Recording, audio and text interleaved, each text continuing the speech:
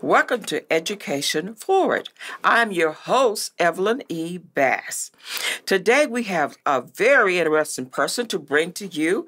Will give you his point of view about being a principal at Wilbur D. Mills High School in Pulaski County School District, and his name is Mr. Duane Clayton. Welcome. We're happy to have you today. Glad to be here. That's great. And I know that you have done great and marvelous things at Pulaski County School District. And my first question is to ask you today is, as a principal, what impact your life to pursue this educational role? Probably dates back a long time ago. I can recall growing up in the South Arkansas community of Magnolia, and in my ninth grade year, I saw a gentleman by the name of Bobby Anderson. He was my ninth grade civics instructor, and he was very focused, very intentional about the work he did. I can remember vividly how he would call us by our last names. If you were a young lady, he would say, Miss So-and-so. And he would always say, Mr. Clayton, young man, face to front. Whatever was going on, Mr. Anderson was pretty intentional about making sure that you were paying attention, that you were focused, and that he did his job in educating you with the information that was pertinent in that civics class. Not only that, I remember him standing at his door and just holding short conversations that really meant a lot, particularly for young men who probably didn't have a father at home. So he was one of the first influential people in my life that I said, man, this is probably something that I could do. And also, when I inquired more about Mr. Anderson, I knew that he was also a military man. He was a minister, and he did barbering on the weekends in this town of Camden, Arkansas. So I just felt like he was a really positive role model. But it didn't stop with Bobby Anderson. Of course, my mother was a long-time educator. She served for 40 years. And so all of my life, I've known her to be an educator. She was a social studies teacher. In fact, she was the teacher in which Bobby Anderson did his practice teaching under. So, of course, my mother was very influential in that role.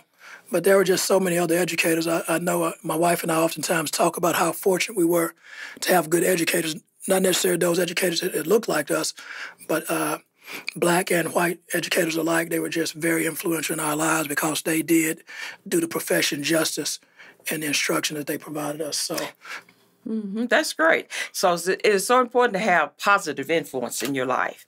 And a lot of kids don't have that. But being a role as a principal or a teacher, that is good because you got to carry that. You need to possess that in order to others to see what you're doing.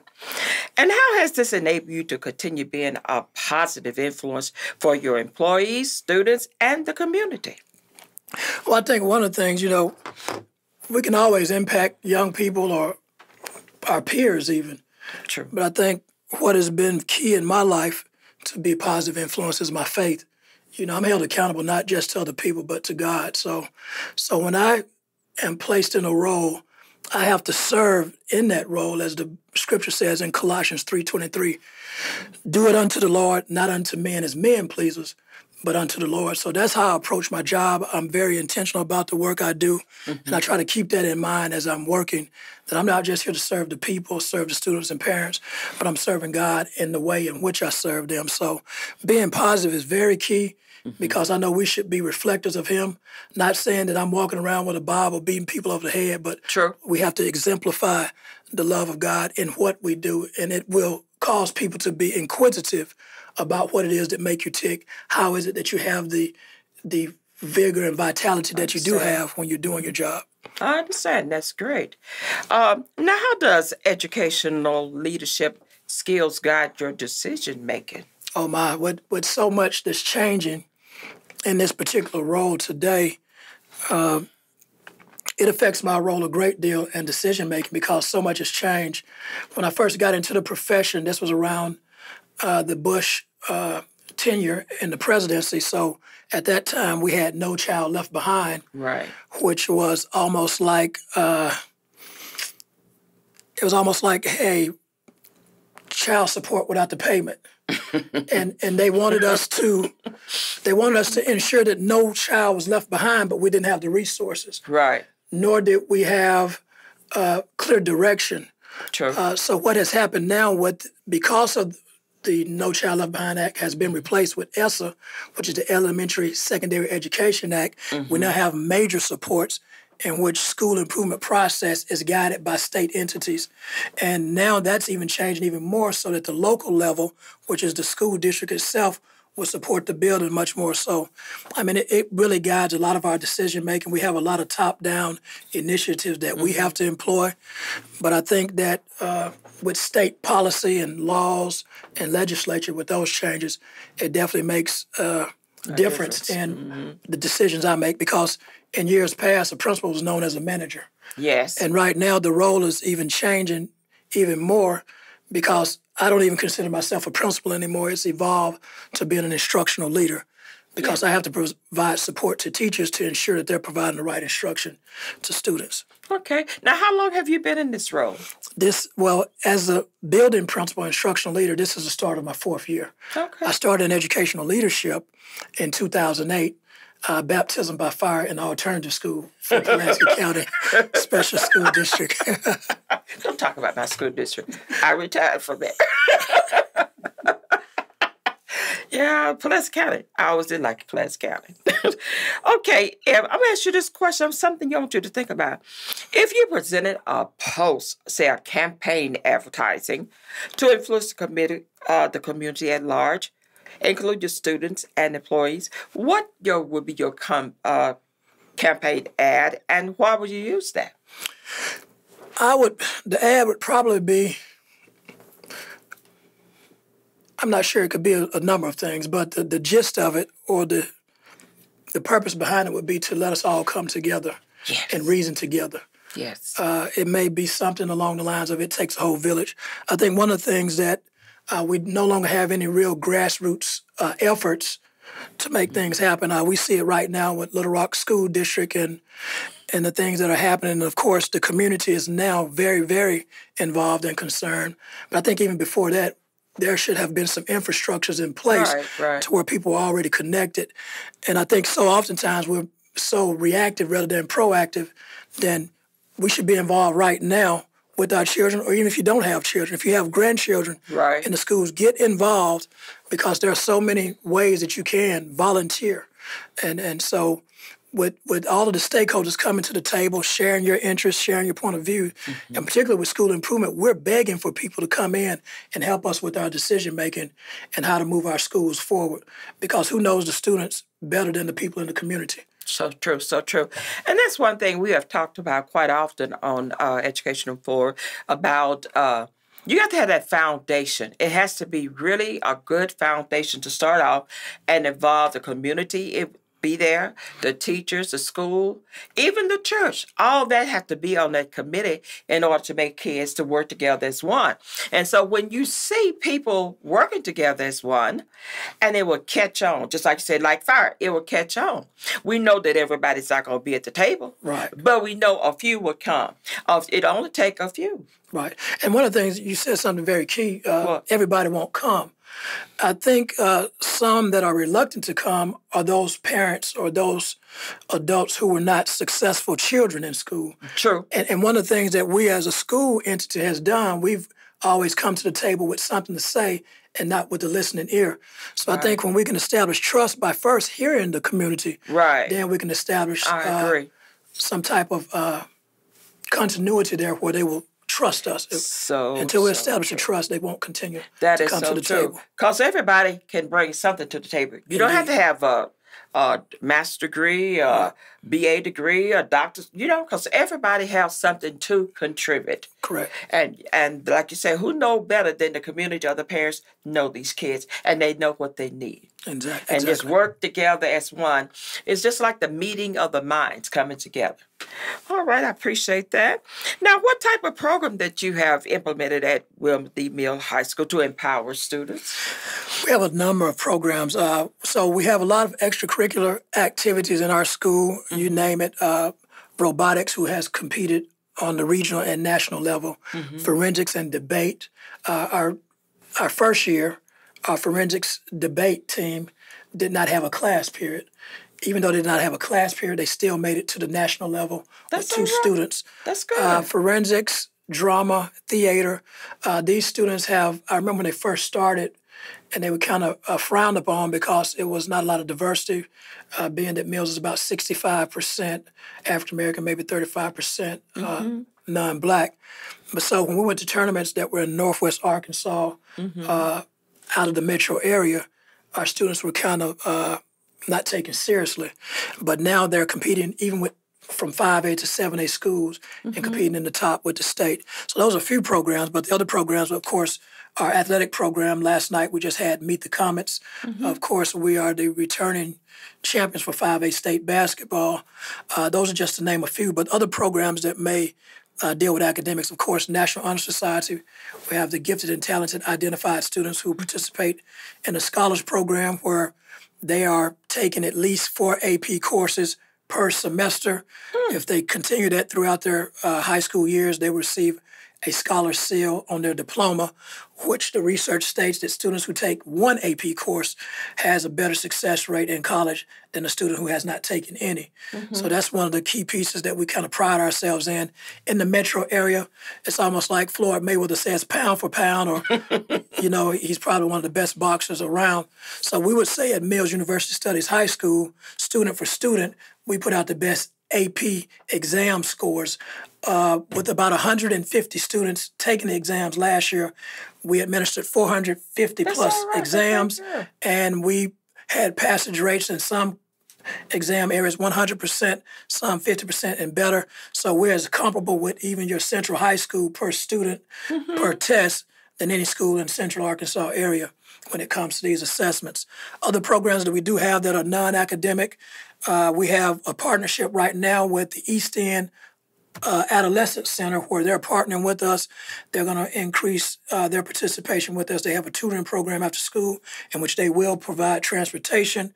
They had a summer program where they were looking for about 60 of our students in the Mills feeder pattern so they can teach them classes on etiquette, how to do resumes, how to apply for colleges, and also if students are 16 and they have a decent record, they can also employ those students with jobs through Little Rock, through the city of Little Rock.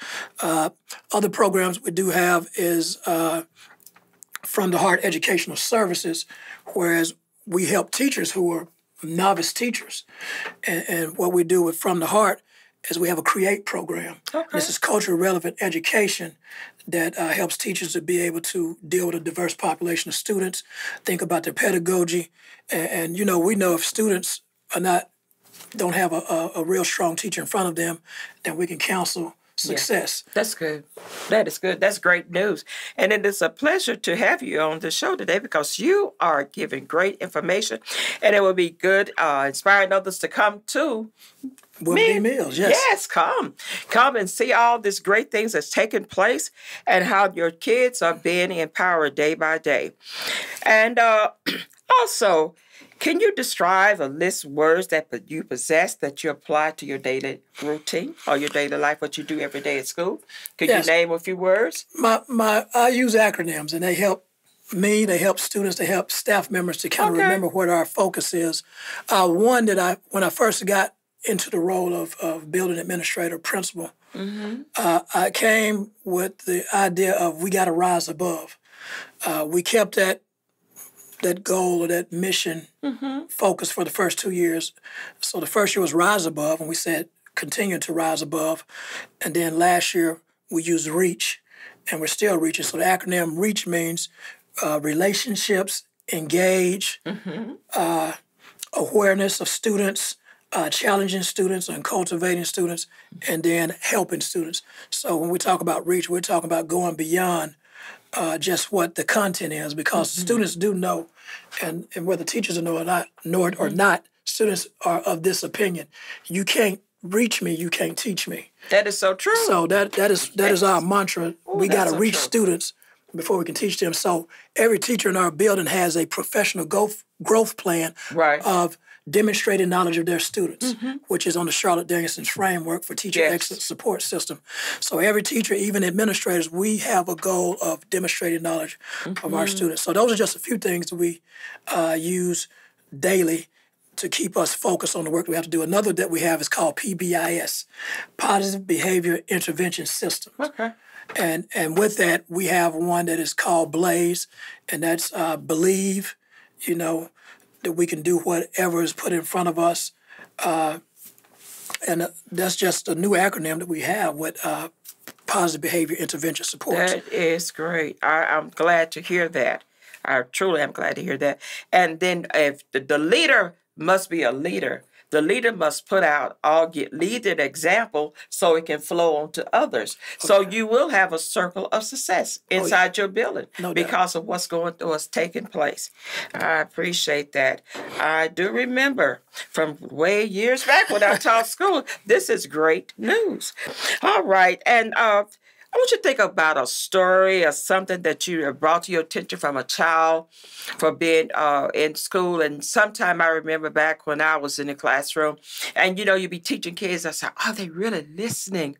Are they catching on? But then you see, oh, they got it. They got it. It really make you want to shout. You'd be so happy to know that everything that you have put out there, you have to put out in order to get back. Right. And so, what do you think was something that was said that you said, "Oh, it was worth it." What we did. Oh man, let me try to narrow it down. I can think of a few instances last year. One in particular where I probably needed this said to me more than anything. I had some parents that came up. I'm gonna try to keep my composure. Okay. But I had some parents. They came and said, "Man, you are the right person for this job. You have the energy. You know the kids, and you're intentional about the work." Right. It was a Johnson family, and their son is Joshua Johnson. He's a very sharp young man. He's at UALR. He's going to be a business owner. He's looking to own his own suite of hotels. But the Johnson family, they just kept that in front of me. They said, you have the energy, you have the charisma for this work. And I think that was just one that stood out to me most recently because, it is a difficult, stressful job. Yes. And you oftentimes forget your value or the value of the work. Mm-hmm. Just with students in particular, I remember, I can recall this one young lady who was probably didn't live in the most favorable conditions. I remember her because I've known her for years because she came through the ranks or school with my baby daughter, Michaela. Mm-hmm. So I remember them from College Station. So their 5th grade graduation, this young lady spoke at their graduation there. Oh. And you're talking about a tough home life and just really matriculating through the ranks of elementary school, middle school, and high school. So even in high school, I can recall times in which there were things that she needed, particularly being in that scholars program, that she didn't have the funds to take care of those things. But she still made it her best effort to do her best in those classes. And she was a speaker at the graduation, 2015. She graduated in the top percentage of her class. She left there with a scholarship to Hendrix College with over $100,000. That's all right. She's married now. She corrects me every time I call her by her former last name because she reminds me that she is married now. But I think that's just really one of the major success stories. There was one even last evening. We were at the Meet the Comments. There was a young man who was in an ALE setting, which is the alternative learning environment, probably on the verge of probably not even making it out, but dropping out. And he came up and he worked. It was in the 9th hour, but he came up and got it done. And he's doing well. I got a chance to speak with him. I told him, come and see your teacher. She'd be glad to see you. And he responded to me, no, I don't think she wants to see me. I said, yes, she would, because she would be really happy for you because, students have different needs. Sure. And these students that we're talking about in particular, their needs were met. And because they were met, they were successful in achieving their goals. That's really great. And that's why it's so important that we don't look. Because people that come from a low income or live in a not a good, they are great. See, the greatness is within them. Right. It has to be that teacher that brings that greatness out. So you really can determine by just a look at me You can say, oh, you're not going to be anything. Right. It's what's on the inside. And that teacher, so that's why it's important that you have positive teachers, the right one to be a role model in order to tell that child, yes, you can do it. Yeah, what we're looking at, I mean, my wife and I, we grew up in low-income families. So, Yes, I mean, so of course, did I. we know that. I can Yeah. remember very vividly that when we both were looking for rides when we were in our undergraduate years at Southern Arkansas University, and your father, Mr. Marvin Scott, if it wasn't for him getting us to school, we probably would not have gotten to school. Yeah. So we can remember those days very vividly. Yeah, I know. It's such a blessing now that we don't have to think about those things, or at least it's not the worry that some of our students have of, before I can think about what I'm going to learn, I'm first worried about what I'm going to eat. Yes, Which yes. is definitely a key piece, and I don't want to bird walk as I Come was on, told you're doing as I okay. was told not to do. But one of the things that we got to do is some of the things that help students to be successful is the NSLA, is a National Free and Reduced Lunch program, where if kids don't have this, then education is going to be on the back burner for these kids. So I agree. I think that's very key. It is. It is. Because you brought back memories when you told me. Because when I was in the classroom, I knew that some children couldn't learn it because they had other problems. Right. And so I said, okay, what I need to do, and I would do something to help them, to make them feel good about themselves. And I always spoke positive words. Yeah, words of and affirmation. that Yes. you have to speak positive words. And I always tell parents on the education here on the board to speak positive words to your children. Right. They can do, just because if you're single, Right. that don't mean nothing. You can speak positive. Yes, you can do it. You are so smart. You are. I love you. Right. And then hug them. You know. And one of the things some of my new things that I've coined to say to students, because we do have this program. We say these students have been identified gifted, but I always tell the students who have not been identified gifted, I say, guess what? Hard work beats talent when talent doesn't work.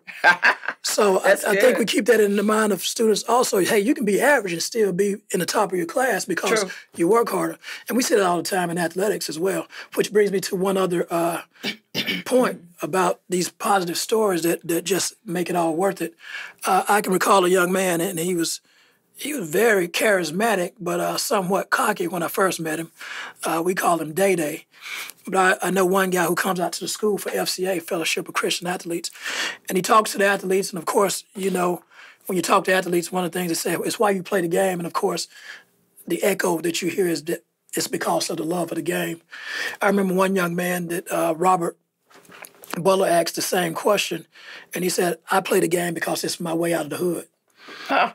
And this young man I'm speaking of, he graduated with, he kept his junior, senior years honor roll. I remember when he made a B in his pre-cal class, he's like, hey, man, this teacher is tripping. I'm trying to make straight A's. But I just recall him, man, he took his ACT and he qualified for the NCAA clearinghouse. And this gentleman I'm speaking of is Darius Hall, and he's going to be a key contributor for the University of Arkansas at Fayetteville on the Razorback basketball team. That's good. And he was just one of those kids that exude positivity. And losing his father early on, I know that wasn't something that was easy. But these are the stories that make it all worth it. Another young man, Jeremiah Toney, who's got a full ride scholarship up at University of Arkansas at Fort Smith. I can just remember these guys. I remember reading one of his papers about how he wrote about his entire summer doing AAU basketball and just looking at how articulate he was. So these are some of the stories that just make it all worth it. Yeah, it does. And it's so good to know someone that is there in front that can show them, because you empower them about the work that you do every day.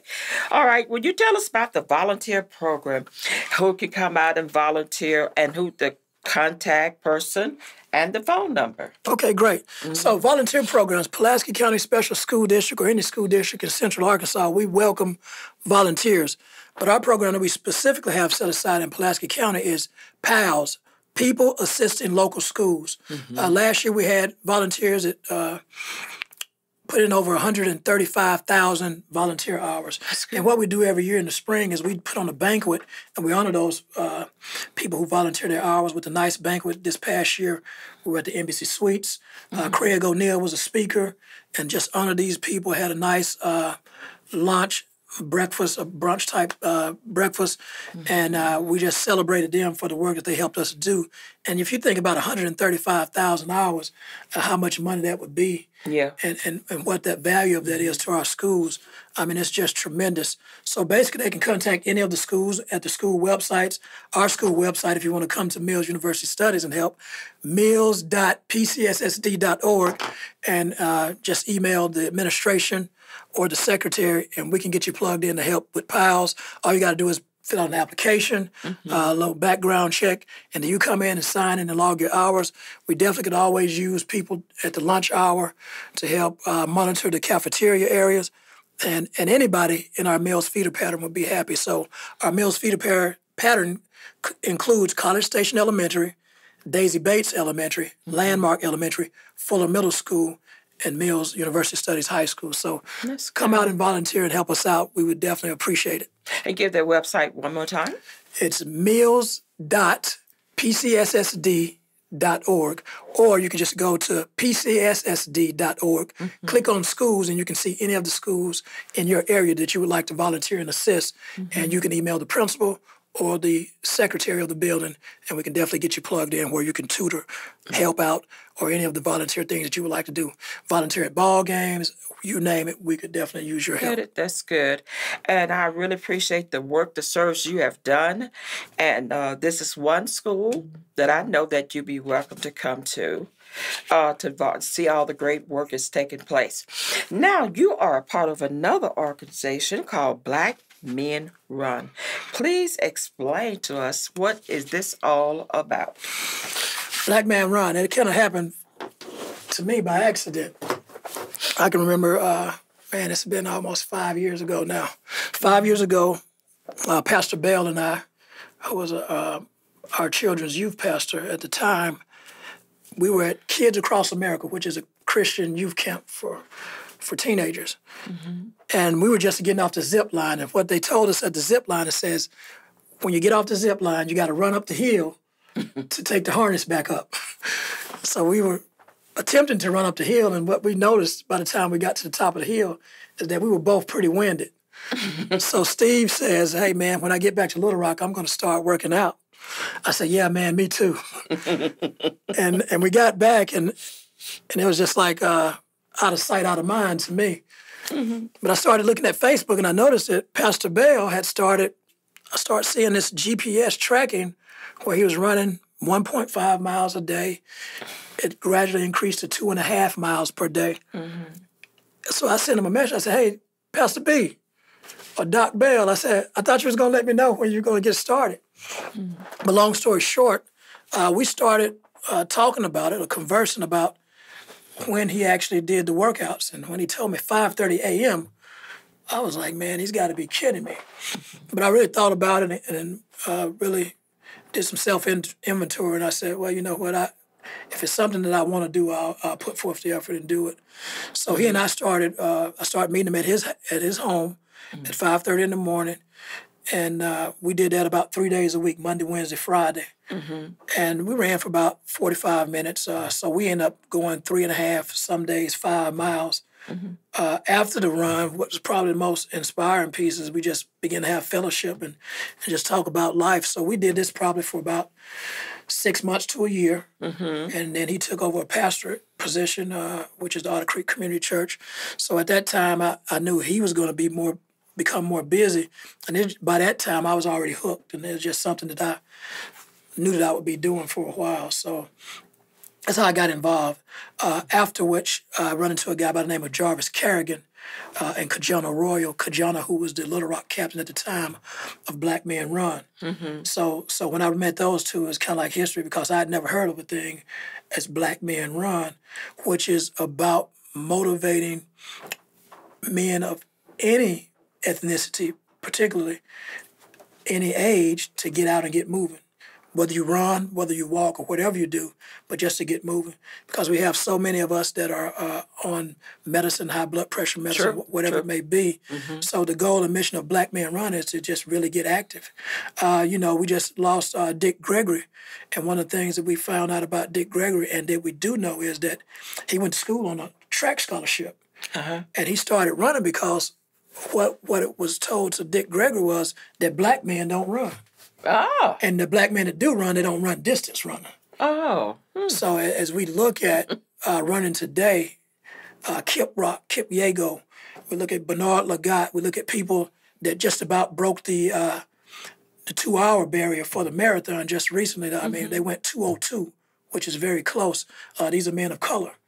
So Black Men Run is just a vehicle for us to fellowship. Not only that, but to get out and get a healthy brotherhood going. And what we mean by healthy brotherhood is that we get out and think about our health and wellness, Okay. and really just motivate others. And it is an opportunity to mentor other young men and just be really a positive vehicle. Is it an age? Oh, it's not an age requirement at all. In fact, one of the youngest I've seen is Dr. Rutledge's, I don't know if it's a nephew or a son.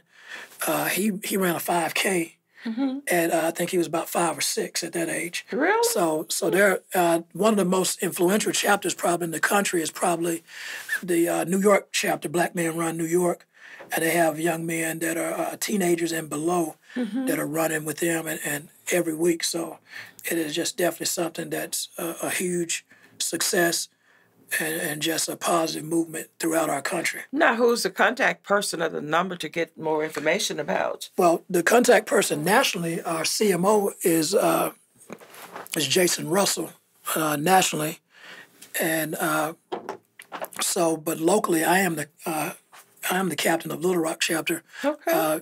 I can be contacted at Duane DUANE Clayton CLAYTON at BLKMENRUN.com. So that's Duane.Clayton at blackmenrun.com. Also, Facebook, we have a Black Men Run Little Rock page. If you're interested in connecting there, that's a way you can connect with us as well. If you're in any city throughout the country, we have Black Men Run Charlotte, we have Black Men Run Dallas, we have Black Men Run Kansas City, Black Men Run Baltimore, Black Men Run DC, Atlanta, you name it. We got even in Davenport, Iowa.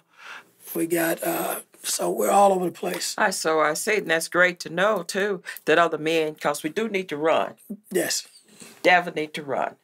And so that it'd be healthy, and plus and that unity will come together. Yes. And that's what we need at this very, very hour. And one of the things we don't want people to be misled by, of course, it is, we have to affirm ourselves. So, Black Men Run is an affirmation to ourselves, but we definitely, in our group runs here in Little Rock, we do run with all ethnicities.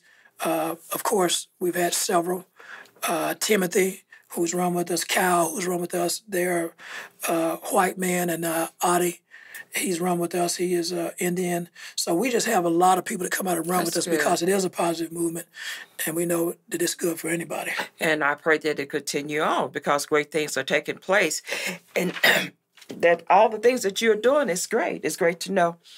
And I really appreciate you being here today to tell us about all the things that's going on in the Pulaski County School District at Wilmot, at the Mill High School, and know that they are free to come and because you gave the contact information that they could come by and see, volunteer, because great things are taking place, which is very, very important to know because there's so many negative things. So we try place an emphasis on the positive things that take place. And I thank you again, and you continue to have a successful year. And I appreciate you coming by to Education Forward. And I'd like to leave this quote of the day with everyone. Follow your dreams. Continue to hold on tight and never give up. It shall come to pass. Truly be a believer because it will take place. Again, thank you again. I am Evelyn Bass, your host, and we see you the next time on Education Forward. Thanks for watching today's episode of Education Forward. To become a part of our next podcast, contact us today. Be sure to follow Education Forward on all of our social media platforms. Education Forward, successful, progress, and solutions from A to Z.